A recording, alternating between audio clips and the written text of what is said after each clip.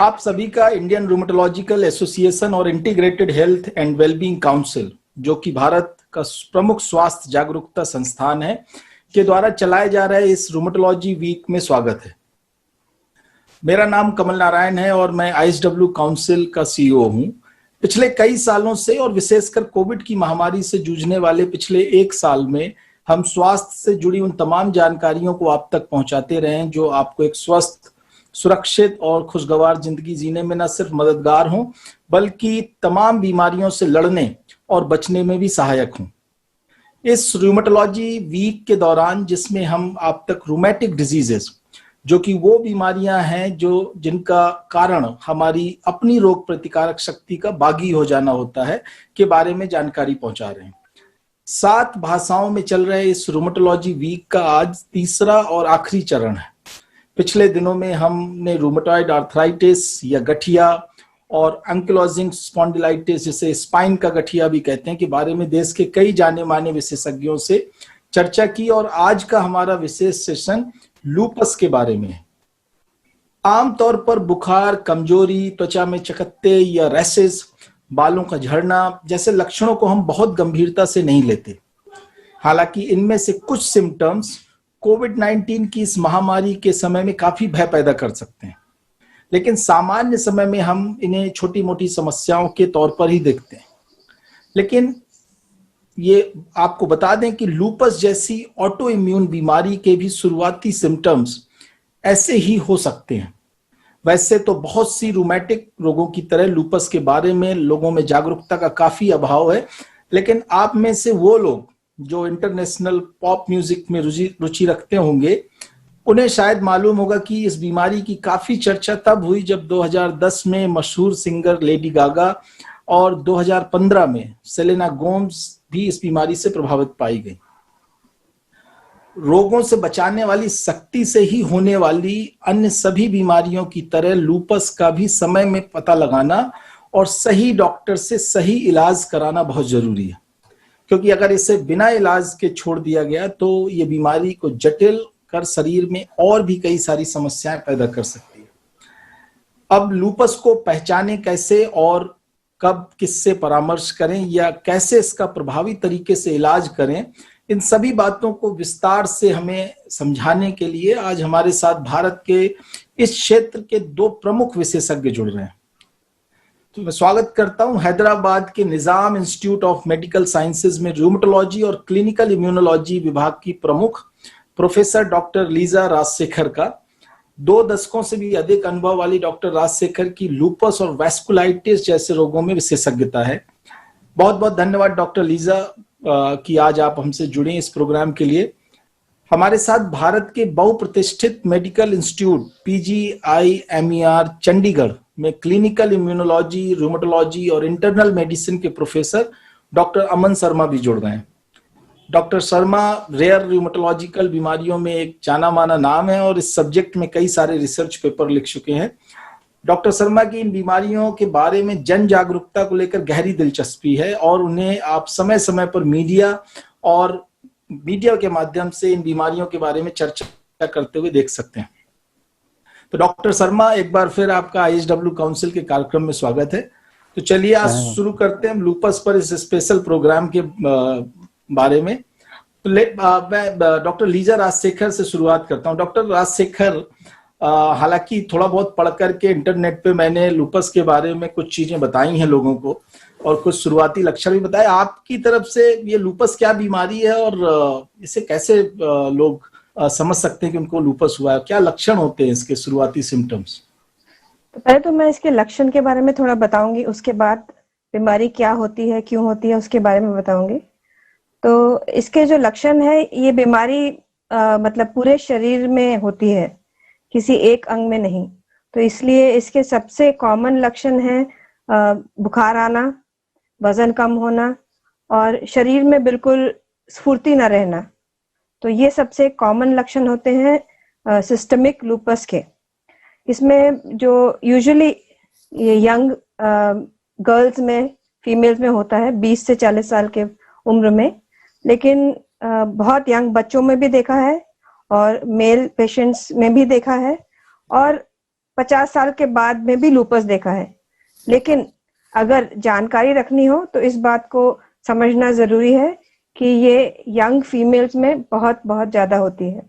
अगर हम 10 मरीज देखें तो उसमें से 6 या 7 इस एज ग्रुप के होंगे।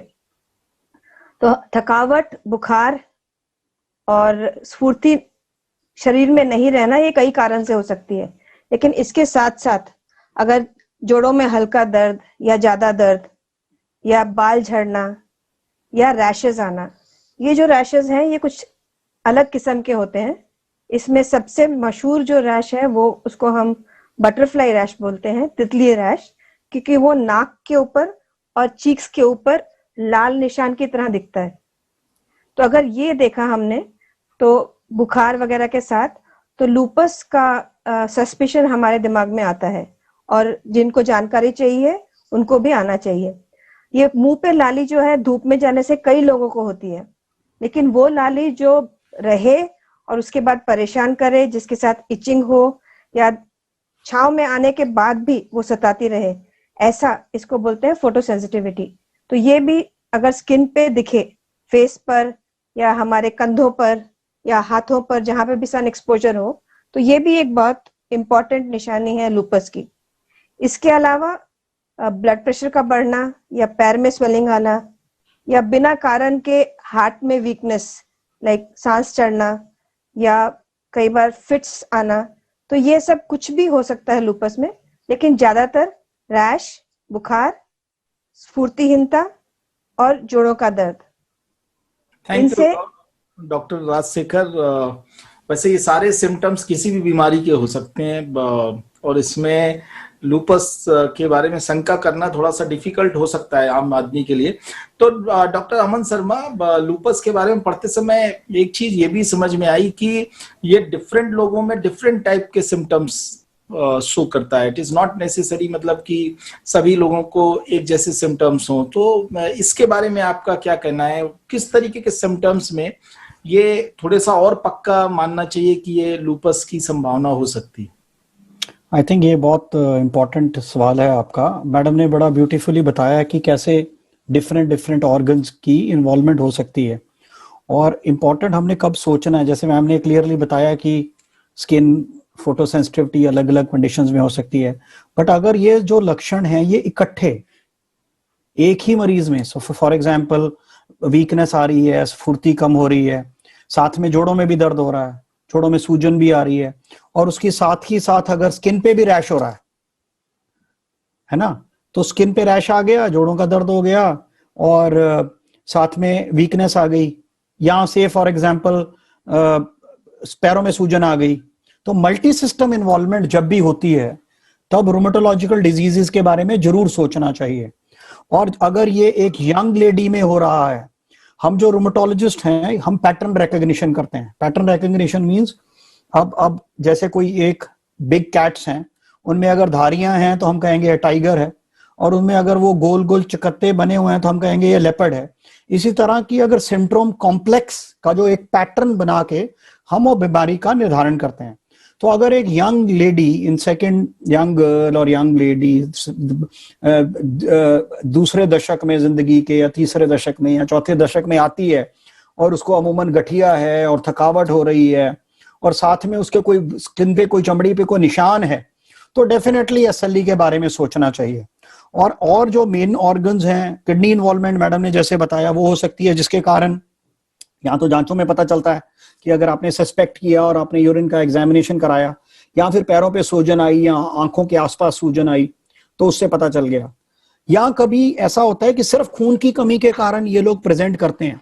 तो ये जानना इंपॉर्टेंट है कि सिर्फ रूमेटोलॉजिस्ट के लिए नहीं, बाकी जो स्पेशलिटीज वाले हैं, से फॉर एग्जांपल अगर फिजिशियन हैं या हीमेटोलॉजिस्ट हैं, तो अगर खून की कमी के कारण आता है और खून में एक पदार्थ होता है खास करके हीमोग्लोबिन के अलावा प्लेटेट, अगर प्लेटेट भी कम है, प्लेटेट हम अमूमन बहुत सुनते हैं डेंगू के साथ कि डेंगू के कारण प्लेटेट कम हो गया, अगर ऐसे ही एक यंग लेडी में फीवर है और प्लेटेट कम हुए हैं तो भी इसके बारे में सोचना चाहिए। स्पेशली अगर बाकी चीजें भी हैं कि थोड़ा बहुत कोई रैश भी है, कोई थोड़ी बहुत जोड़ों की दर्दें भी हैं, बिकॉज जरूरी नहीं है कि बहुत गंभीर गठिया हो, थोड़ी बहुत ही जोड़ों की दर्दें भी जिनको हम आर्थ्रेल्जियाज हैं वो भी कह सकते हैं।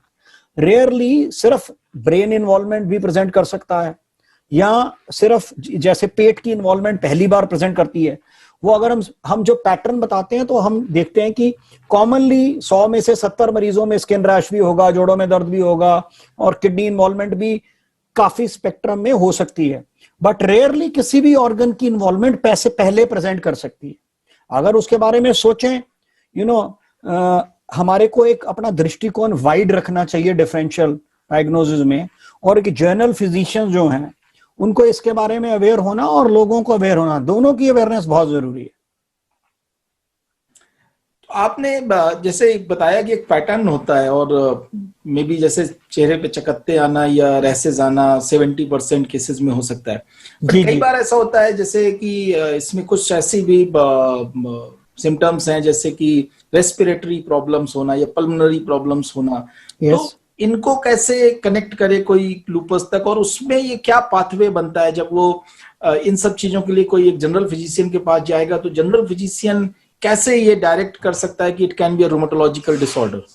इसमें क्या है कि हम जैसे लंग्स और आपने फेफड़ों की बात करी, उसमें प्लूरिसी जैसे आप आम लोग जानते हैं, प्लूरल एफ्यूजन, अगर फेफड़ों के अंदर दोनों तरफ पानी भर जाता है जिसके कारण, और फेफड़ों के साथ अगर पॉलीसीरोसाइटिस, पेट की जो सीरस कैविटी है उसमें और फेफड़ों में इकट्ठे पानी भरा हुआ है या हार्ट के अराउंड पानी इकट्ठा भरा हुआ है, तो हमारे को इसके बारे में जरूर सोचना है। मोर देन वन कैविटी, एक कैविटी है, अगर फेफड़े के एक तरफ पानी भरा है तो जनरली इन्फेक्शंस, खास करके कॉमनली टीबी या निमोनिया उसके साथ होता है। बट अगर दोनों फेफड़ों में, दोनों तरफ फेफड़ों के आसपास जो झिल्ली है जिसको हम प्लूरल एफ्यूजन बोलते हैं, अगर वो हो रहा है तो, और यंग एज ग्रुप में हो रहा है और साथ में उसके बाकी थोड़ी बहुत प्रॉब्लम्स भी हैं कि थोड़ा बहुत लाली यहाँ पे है, थोड़े यहाँ से बाल झड़े हुए हैं, जैसे मैडम ने बताया कि हेयर लॉस होता है, specially I am focusing again and again, I am hammering, मैं वही पॉइंट हैमर कर रहा हूं जो मैम ने शुरू में कहा, यंग लेडीज में सबसे कॉमनली ये प्रेजेंट करती है।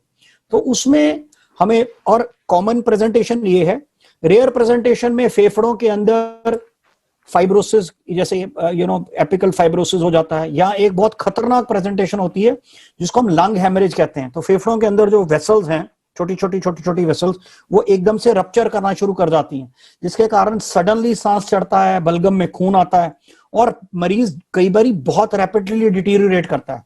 उसमें सीटी स्कैन और एक्सरे और सीटी स्कैन करना चाहिए, साथ में देखना चाहिए कि हीमोग्लोबिन कम तो नहीं हो। वो एक मरीज के लेवल पे नहीं, एक जनरल फिजिशियन के लेवल पे अवेयरनेस होना बहुत जरूरी है। अगर बलगम में खून आ रहा है तो ये सिर्फ टीबी ही नहीं है, ये बाकी बीमारियां भी हैं, बिकॉज ट्रीटमेंट बिल्कुल डायगोनली ऑपोजिट होने वाला है, आपको इम्यूनोसप्रेशन देना पड़ेगा। और रेयरली इसके साथ एसोसिएटेड एक कंडीशन होती है जिसको हम बोलते हैं एंटीफॉस्फोलिपिड सिंड्रोम, जिसके कारण क्लॉटिंग, अब कोविड में हम लोग सब क्लॉटिंग के बारे में और वैक्सीन एसोसिएटेड क्लॉटिंग के बारे में पढ़ रहे हैं, बट एक एसएलई के साथ एक कंडीशन होती है जिसको एप्ला बोलते हैं, एंटीफॉस्फोलिपिड सिंड्रोम, जिसमें कि क्लॉट जो है वो टांगों की वेन्स में बन सकता है, जिसके टूट के वो फेफड़े की आर्टरीज जो है, पल्मोनरी आर्टरी, पल्मोनरी थ्रोम्बोएम्बोलिज्म हो सकता है, जो कि जानलेवा, जो भी सांस और चेस्ट पेन और ब्रेथलेसनेस के साथ प्रेजेंट कर सकता है।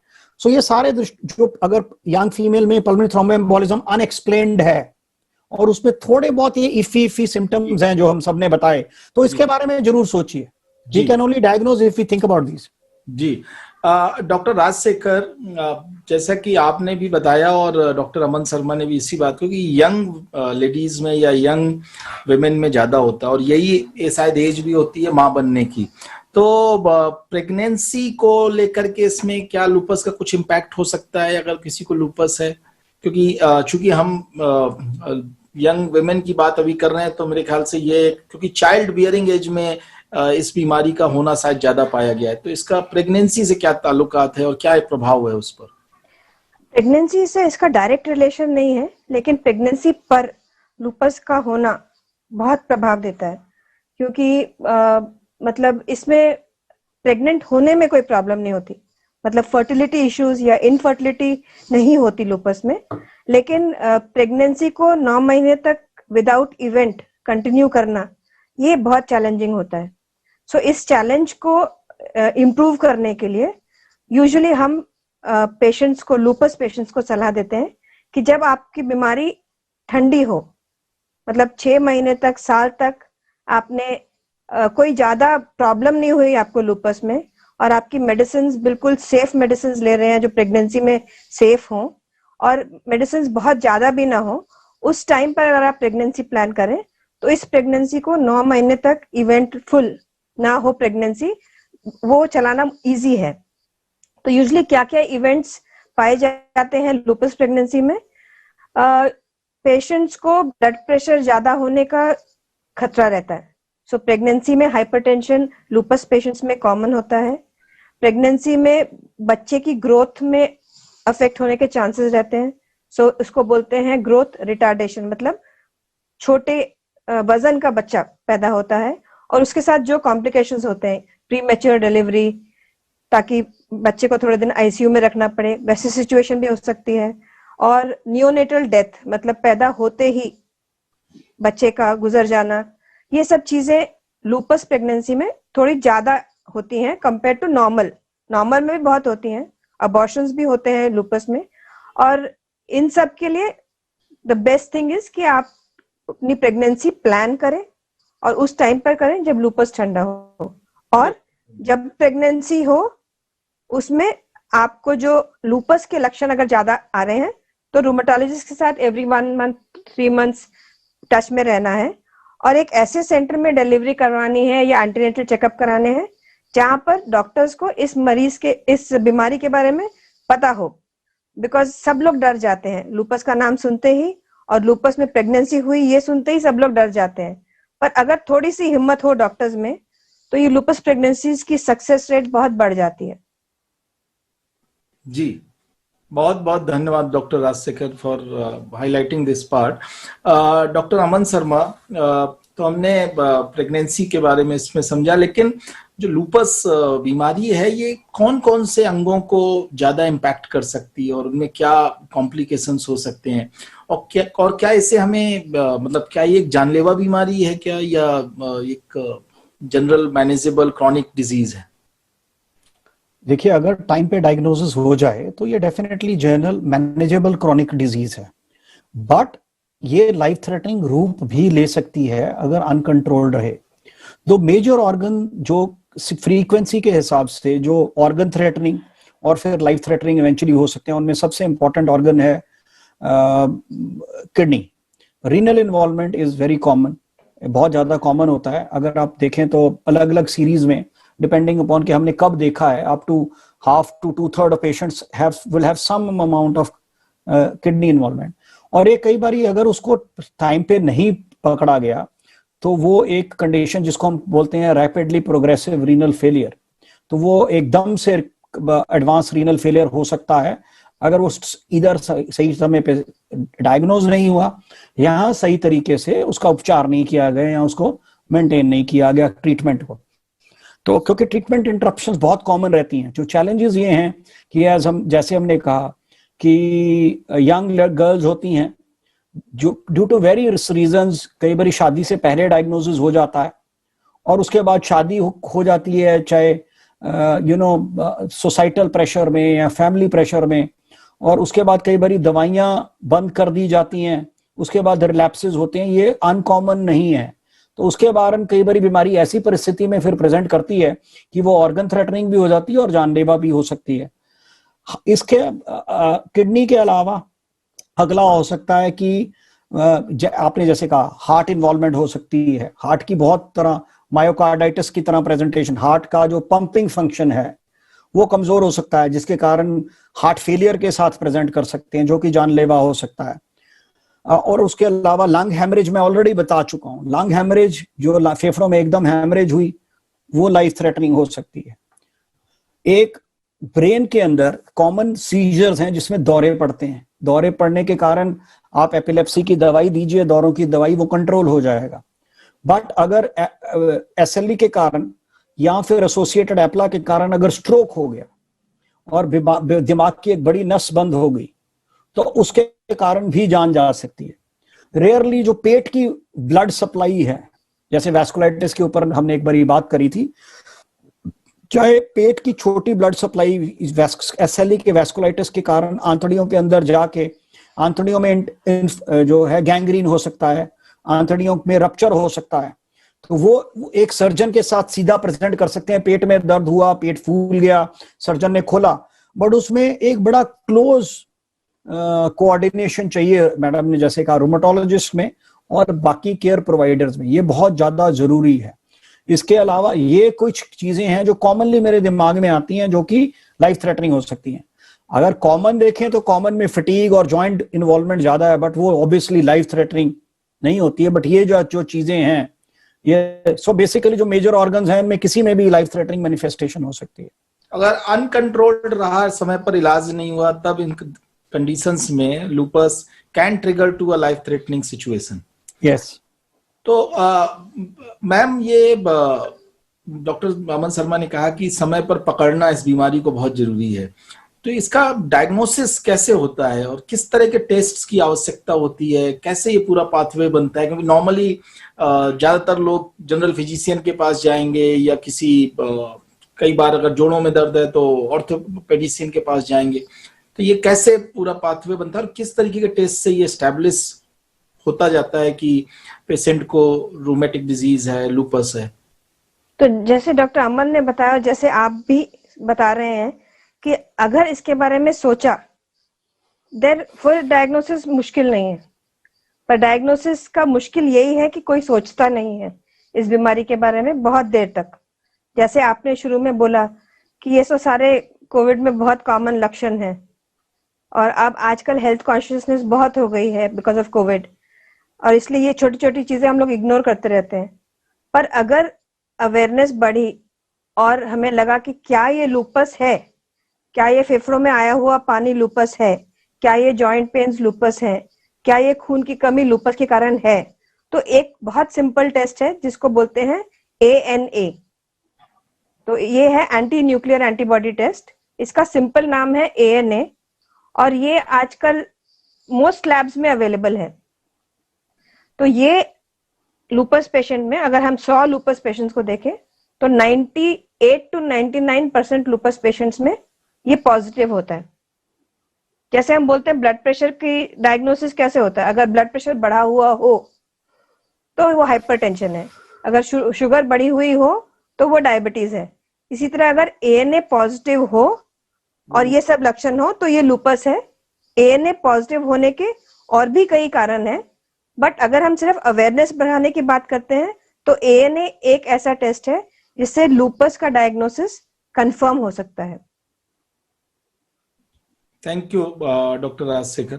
सो डॉक्टर अमन शर्मा, जो इसकी दवाएं हैं वो एक बार इस्टेब्लिश हो गया ANA टेस्ट के बाद, मान लीजिए, और हम एक रूमेटोलॉजिस्ट के पास भी पहुंच गए और ये इस्टेब्लिश हो गया कि लूपस है, तो उसके बाद का क्या प्रोसेस है? क्या ये जो इसकी दवाएं हैं या उपचार हैं ये सबके लिए एक जैसा स्टैंडर्ड मेडिकेशन है, या ये मेडिकेशन क्या जिंदगी भर चलता है? कैसा इसका आगे का प्रोसेस है?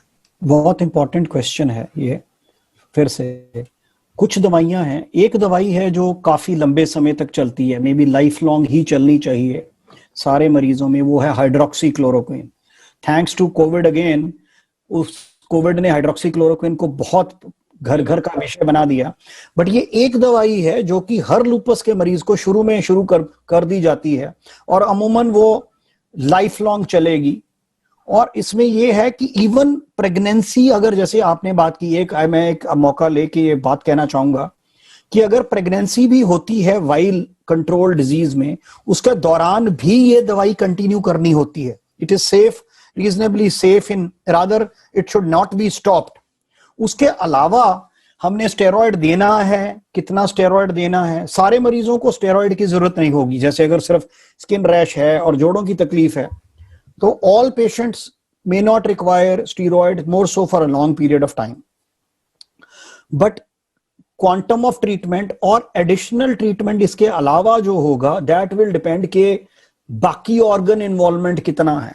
अमूमन अगर हम माइनर, हम ज्यादातर आपस में रूमेटोलॉजिस्ट डिवाइड करते हैं कि माइनर ऑर्गन SLE या मेजर ऑर्गन SLE। अगर माइनर ऑर्गन SLE है तो हो सकता है कि इवेंचुअली हम सिर्फ हाइड्रोक्सीक्लोरोक्विन दें, और एक काफी हद तक सेफ दवाई है। आपको एक आध बार शुरुआत में आंख की जांच करनी पड़ती है, उसके बाद अगले 5 साल तक तो आंख की, अगर पहला ठीक है तो आंख की जांच करने की भी जरूरत नहीं है। 5 साल के बाद फिर सीरियली आपको रेगुलरली अराउंड ईयर पे आंख की सिर्फ जांच करनी पड़ती है, वो जांच भी कॉमनली अवेलेबल होती है। बट अगर या तो वो पेशेंट की रेयरली बहुत मेजर ऑर्गन की पहली प्रेजेंटेशन हुई, यहां पहले डिले किया गया और बाद में मेजर ऑर्गन इन्वॉल्वमेंट हो गया, तो ट्रीटमेंट डिपेंडिंग अपॉन कि वो किडनी इन्वॉल्वमेंट है या बाकी ऑर्गन इन्वॉल्वमेंट है, कई बार ज्यादा इम्यूनोसप्रेशन भी हमें देना पड़ता है, पर वो भी कुछ समय के लिए हम देते हैं और उसके बाद बीमारी को कंट्रोल करके उसको कम करने की कोशिश करते हैं। तो ऐसा नहीं है कि सब में बहुत सारा ट्रीटमेंट जिंदगी भर चलेगा, और ये परिप्रेक्ष्य हमें मरीजों को देना भी नहीं चाहिए, बिकॉज कुछ मरीजों में हो सकता है कि काफी लंबे समय तक कुछ इलाज देना पड़े, बट ज्यादातर मरीजों को स्पेशली अगर अर्ली ट्रीटमेंट कर लिया जाता है, माइनर ऑर्गन पे किया जा सकता है, तो वो कम दवाई से भी गाड़ी चल सकती है। बट एक मरीज के लिए इट इज ईदर 100% और 0%। So depends when we pick up. The most important thing is what stage we pick up, किस स्टेज पे हम डायग्नोज करते हैं। तो क्या जल्दी अगर अर्ली स्टेज में या जल्दी इस बीमारी का पता चल जाता है तो क्या ये पूरी तरीके क्योर हो जाती है? तो अगर जैसे ये है कि अगर हाइड्रोक्सीक्लोरोक्विन जैसी दवाई शुरू कर दी जाए सही में और उसकी एडहेरेंस ठीक रहे, तो प्रोबेबली बाकी जो उसकी जो भयानक रूप है उसको, उसकी तीव्रता को डेफिनेटली कम किया जाने में उसमें मदद होती है जी। बट अगर उसको भी आपने इंटरप्ट करके लिया, क्या होता है कि मरीज जब ठीक होने लग जाता है तो ये एक ह्यूमन टेंडेंसी है कि वो या तो दवाई मिस करने लग जाता है या ड्यू टू सम रीजन जो मैंने पहले बताए हैं वो दवाई छूट जाती है, जिसके कारण फिर से ये तीव्रता से आती है और हिट हार्ड करती है। ओके। तो ये जरूरी है कि दवाओं का नियमितता बना करके रखी जाए, और जैसा कि जो भी डॉक्टर्स ने उनको सलाह दी हो, ये इस बीमारी में दवाओं को बीच में छोड़ना शायद सही नहीं है। जी। डॉक्टर राजशेखर, हालांकि ज्यादातर रूमेटोलॉजिस्ट से जब बात की बहुत सारी डिजीजेस में, चाहे रूमेटॉइड आर्थराइटिस हो, चाहे एंक्लोजिंग स्पॉन्डिलाइटिस हो, मेरे ख्याल से लूपस का भी वैसे ही कुछ है कि इसके कारण क्या होते हैं, क्यों होता है, इसको प्रिवेंट कैसे किया जा सकता है कि ये हो ही ना। शायद ज्यादातर का कहना है कि रूमेटिक डिजीजेस को प्रिवेंट नहीं किया जा सकता। ऐसा नहीं है कि लाइफस्टाइल चेंज करने से आप रूमेटिक डिजीज को प्रिवेंट कर सकते हैं। इसमें लूपस के बारे में स्पेसिफिकली आपका क्या मानना है कि क्या ये कोई ऐसी प्रिवेंटेबल है या ये हेरिडिटरी होती है, अनुवांशिक होती है, क्या कॉजेज हो सकते हैं इसके? तो जैसे आपने कहा, किसी को नहीं पता कि ये क्यों होती है, बाकी सब रूमेटिक डिजीजेस भी और लूपस भी, लेकिन जेनेटिक टेंडेंसी तो डेफिनेटली जो लूपस में रहती है। और अगर फैमिली में एक किसी को लूपस हो तो फैमिली में कजन्स या सिस्टर्स या ब्रदर्स को कोई और बीमारी जैसे रूमेटॉइड आर्थराइटिस या सिस्टमिक स्क्लेरोसिस, ये होने के चांस थोड़े ज्यादा रहते हैं compare to the rest of the population. So definitely genetics का रोल है, लेकिन सेम जेनेटिक्स के साथ भी ट्विंस के में भी दोनों को बीमारी नहीं आती। सो ये कहना, और बीमारी शुरू होती है 20 साल के बाद, 25 साल की उम्र में। तो ये कहना है कि जो जीन्स हैं उसके ऊपर जो एनवायरनमेंट का इंटरेक्शन होता है, मतलब या तो सनलाइट से हुए स्किन में जो डैमेज होते हैं, और वो डैमेज को हम रेगुलरली क्लीन करती रहती है बॉडी। अगर बॉडी में कुछ ऐसा जेनेटिक्स है कि वो डैमेज हम क्लियर ना कर पाए, तो वो डैमेज जो सेल्स या मॉलिक्यूल्स हैं वो बार बार बॉडी के इम्यून सिस्टम को इरिटेट करते हैं। जब इरिटेट करते हैं तो फिर इम्यून सिस्टम उनको निकालने की कोशिश करता है और निकाल नहीं पाता है। तो वो जो झगड़ा होता है उसमें ये सब लक्षण बाहर आते हैं। सो ये मतलब तरीका है लक्षण बाहर आने का, लेकिन ये क्यों शुरू होता है, एनवायरनमेंट में ऐसी क्या चीज है, वो वायरस है कि पोल्यूटेंट है कि सनलाइट है, वो क्या है और कब इंटरेक्ट करती है, ये कहना मुश्किल है। बट ये पक्का है कि जब लक्षण आते हैं उससे कई साल पहले से बॉडी में ये झगड़ा और उसका रिपेयर और फिर उसका रिपेयर का टूट जाना ये चलता रहता है। तो इसको हम प्री क्लिनिकल, मतलब दिखने से पहले बॉडी में हो रही चेंजेस को ऑलरेडी, मतलब रिसर्च ने प्रूव कर दिया है कि ये चल रहे हैं। So body itself is a powerful machinery, it keeps repairing, and जब होती है बीमारी then we help it with medicines. Thank you so much. मतलब आपने बहुत ही विजुअलाइज जो किया है कि जो झगड़ा चलता रहता है इम्यूनिटी और बाहर के फैक्टर्स का, और वही एक आगे जाकर के जब वो पूरी तरीके से उसमें सुधार खुद नहीं कर पाती बॉडी, तो ऐसे लक्षण होते हैं। डॉक्टर अमन शर्मा, इम्यूनिटी का जो ये झगड़ा है और इसको इम्यूनोसप्रेसेंट से हम कम करते हैं, या जो इम्यूनिटी का जो वेग है बॉडी में जिसकी वजह से लूपस या बहुत सारे ऑटो इम्यून डिजीज होते हैं, ये जो कोविड-19 का टाइम चल रहा है इसमें इम्यूनिटी की जरूरत लोगों में सबसे ज्यादा दिखाई देती है। सारे लोग इम्यूनिटी की बात करते हैं और हम यहाँ पर इम्यूनिटी को दबा रहे होते हैं या उसको कम कर रहे होते हैं, रेगुलेट कर रहे होते हैं। तो ऐसी कंडीशन में इन लोगों में जो कि इम्यूनोसप्रेसेंट्स में है या इम्यूनिटी को रेगुलेट किया जा रहा है या वीकर इम्यूनिटी में है, उनको कोविड के इन्फेक्शंस के क्या चांसेस और उनमें क्या उन्हें इसके लेकर स्पेशल चिंता करनी चाहिए या उनको भी उतने ही चांसेस हैं जितने दूसरों को?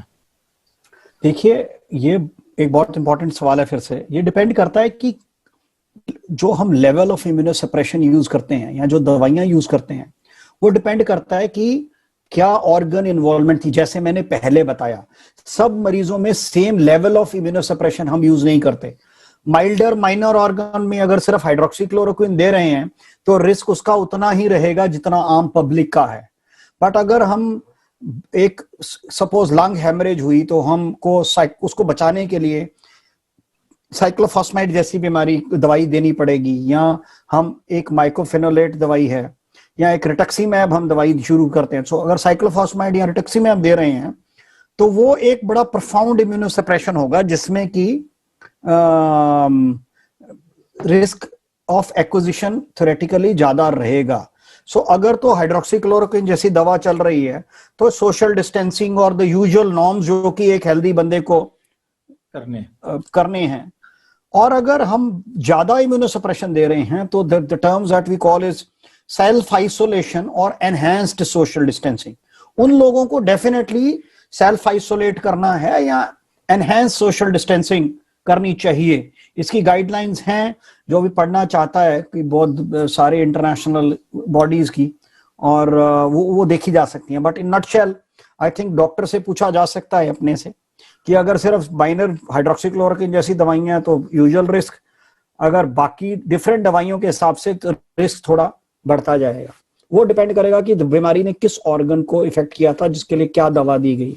तो वो अपने डॉक्टर से बात करके आप एडिशनल सावधानी बरत सकते हैं। हाँ जी। डॉक्टर राजशेखर, कोविड-19 के इन्फेक्शन की बात हमने कर ली, लेकिन अभी जो वैक्सीन, जिस कोविड से बचने का सबसे बड़ा साधन है कि हम वैक्सीन लगवाएं, तो वैक्सीन को लेकर के भी बहुत सारे डाउट्स होते हैं कि कौन सी वैक्सीन सेफ है अगर हम इम्यूनोसप्रेसेंट्स में हैं या मेडिकेशंस में, किसी भी मेडिकेशंस में हैं। अब उस वैक्सीन्स में को लेकर भी आजकल चॉइस लोगों में हो गई है कि उन्हें कोवैक्सीन लगवानी है या कोविशील्ड लगवानी है। हालांकि अभी दो ही जो है चॉइसेस अवेलेबल हैं। तो आपका क्या मानना है कि जो लूपस या रोमेटिक डिजीजेस के पेशेंट्स हैं उनके लिए वैक्सीन का कितनी सेफ है और कितनी जरूरी है ऐसे पेशेंट्स के लिए?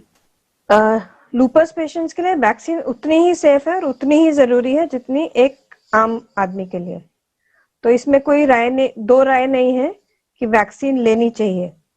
और सिर्फ ये थोड़ी सी शंका है कि वैक्सीन जब हम लेते हैं तो हमारी बॉडी के अंदर वो वैक्सीन प्रोटेक्शन डेवलप करती है ताकि जब नेक्स्ट टाइम वायरस आए तो वो वायरस उतना तकलीफ ना दे जितनी अगर हम अनवैक्सीनेटेड हो तब।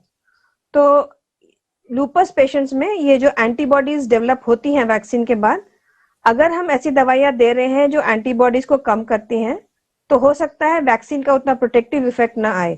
तो इसलिए लूपस के पेशेंट्स को वैक्सीन लेना चाहिए, लेकिन ये भी समझना चाहिए कि वैक्सीन के साथ साथ बाकी जो प्रोटेक्टिव मेजर्स डॉक्टर अमन ने कहे हैं और जो सबको पता है अभी, वो इक्वली इंपॉर्टेंट है। दूसरा, सेफ्टी ऑफ वैक्सीन, ये भी सेफ है। अभी तक किसी को नहीं पता कि ये जो क्लॉट्स की जो हम बात कर रहे हैं आजकल वैक्सीन में कोविशील्ड के साथ, वो लूपस पेशेंट्स में ज्यादा होते हैं कि आम आदमी में ज्यादा होते हैं। बिकॉज अभी तो यही चर्चा चल रही है कि क्लॉट्स आम आदमी में भी ज्यादा हैं कि नॉर्मली भी उतने ही होते हैं, बट डेफिनेटली एक पर्टिकुलर सिंड्रोम तो बाहर आया है जिसमें प्लेटलेट्स भी कम हो जाते हैं और ब्लड क्लॉट भी होता है, और वो सिमिलर सिचुएशन एसएलई पेशेंट्स में बिना वैक्सीन के भी हमने देखे हैं। सो क्या ये सिचुएशन एसएलई पेशेंट्स में वर्सन होगा, कह नहीं सकते, पर so maybe if you have a choice take Covaxin, but if you don't have a choice you have to take a vaccine, take anything which is available. हालांकि हम लोग ये एडवोकेट करते हैं कि आप वैक्सीन लगवाएं, कोई भी लगवाएं, ये जरूरी नहीं है, क्योंकि कई बार पेशेंट्स को चॉइस नहीं होती और चॉइस होनी भी नहीं चाहिए मेरे ख्याल से। Both vaccines which has been approved by the government of India and regulators are equally safe. Doctor Aman Sharma, doctor Liza ने थोड़ा सा इसमें प्रकाश डाला है कि कुछ दवाओं के चलते हुए वैक्सीन का जो प्रभाव है, जो उसकी ट्रेनिंग करने की कैपेसिटी है बॉडी को वायरस के अगेंस्ट, शायद वो, चूंकि अगर आप किसी स्पेसिफिक दवा ले रहे हैं तो शायद वो कम रहेगी, तो उस समय कुछ दवाओं में कुछ बदलाव या फेरबदल किया जा सकता है, तो वो क्या, आप थोड़ा उस पर कुछ और प्रकाश डालना चाहेंगे? तो उसमें यही है कि थोड़ी सी दवाओं की के हिसाब से टाइमिंग, जैसे अगर हाइड्रोक्सीक्लोरोक्विन चल रही है तो कोई टाइमिंग चेंज करने की, या ना तो वैक्सीन का टाइमिंग चेंज करने की आवश्यकता है, ना दवाई की डोजेस वगैरह चेंज करने की आवश्यकता है। अगर मिथोट्रेक्सेट एक होती है जो कि स्किन के लिए या कई बार कुछ के जॉइंट्स के लिए देते हैं, वो दे रहे हैं, तो एक डोज मिथोट्रेक्सेट की हमें करते हैं हर वैक्सीन के शॉट के बाद। तो मतलब एक वैक्सीन का शॉट लगाया तो उसके बाद एक मिथोट्रेक्सेट की एक डोज मिस हो गई।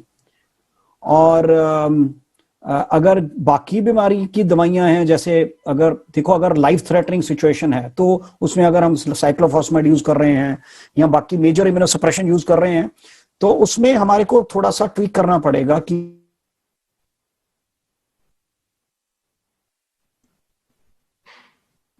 डॉक्टर शर्मा, आपका कनेक्शन शायद कुछ, आपकी आवाज नहीं आ रही। मेरे ख्याल से कुछ कनेक्शन, डॉक्टर शर्मा।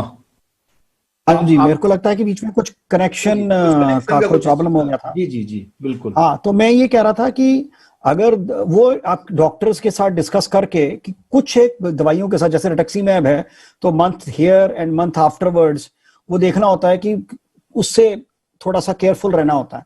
बट वो टेलरिंग, आई थिंक वो डॉक्टर अमेरिकन कॉलेज की रिकमेंडेशंस हैं, क्लियर कट वो देख के उसको डिसाइड किया जा सकता है, बट वो स्मॉल सबसेट में होगा। बट एज जैसे मैं भी वही कहना चाहूंगा जो मैम कह रहे थे, I think not vaccinating is not an option, because your chances of dying and also developing thrombotic complications with COVID is far more than with this. अभी जो भी क्लॉटिंग के एपिसोड्स आए, करोड़ों लोगों को ये वैक्सीन लग चुकी है, और ये सिर्फ कोविशील्ड ही नहीं, इसके थ्रोम्बोटिक कॉम्प्लिकेशन थोड़ी बहुत जो दूसरी यूएस की वैक्सीन हैं रिसेंटली, उसके साथ भी रिपोर्ट हुए हैं थोड़े केसेस। सो कुछ लोग ये definitely it is a cause for which one has to be cautious, but these are very very small numbers as compared to the numbers in which vaccine has been given. So I think everybody, मैंने लगवाया है, मैंने, हमारे सारे family members ने लगवाया, मेरे parents elderly हैं, कोमॉर्बिडिटीज हैं उनको, my father suffers from heart disease, but मैंने एप्रीहेंशंस को हमने भी साइड पे रख के उनको भी वैक्सीनेट कराया है, because the benefit outweighs the risk much more. ऐसे तो अगर हम कहें, मैं जो अपनी एग्जांपल पेशेंट्स को देता हूं, मैं वो इफ यू परमिट मी वो मैं यहां भी देना चाहूंगा। अगर मैं आपसे एक सवाल पूछूं, क्या सड़क पे एक्सीडेंट्स होते हैं? क्या कार का एक्सीडेंट होता है? क्या जब हम सामने वाली गाड़ी का एक्सीडेंट होता देखते हैं तो क्या हम गाड़ी चलाना बंद कर देते हैं? वो ये चांसेस भी उतने ही हैं जितने कि बाकियों के चांसेस, बाकियों के साथ चांसेस हैं। So I think that is what we need to understand, that there is a minuscule risk which is there with everything that we do in life. जी जी जी बिल्कुल सही बात है डॉक्टर अमन शर्मा। तो thank you so much doctor and doctor Liza Rajasekhar. आप लोगों ने आज loops के बारे में काफी अच्छी जानकारी दी और मुझे लगता है कि जितने भी हमारे दर्शक हैं वो और जो इस वीडियो को बाद में भी देखेंगे उनको ये काफी कारगर साबित होगी ये सारी इंफॉर्मेशन लूपस को समय पे समझने में, लूपस को समय में पकड़ने मतलब डायग्नोस करने में और उसका एक कारगर इलाज और सही समय पे सही डॉक्टर या रूमेटोलॉजिस्ट तक पहुंचने में भी।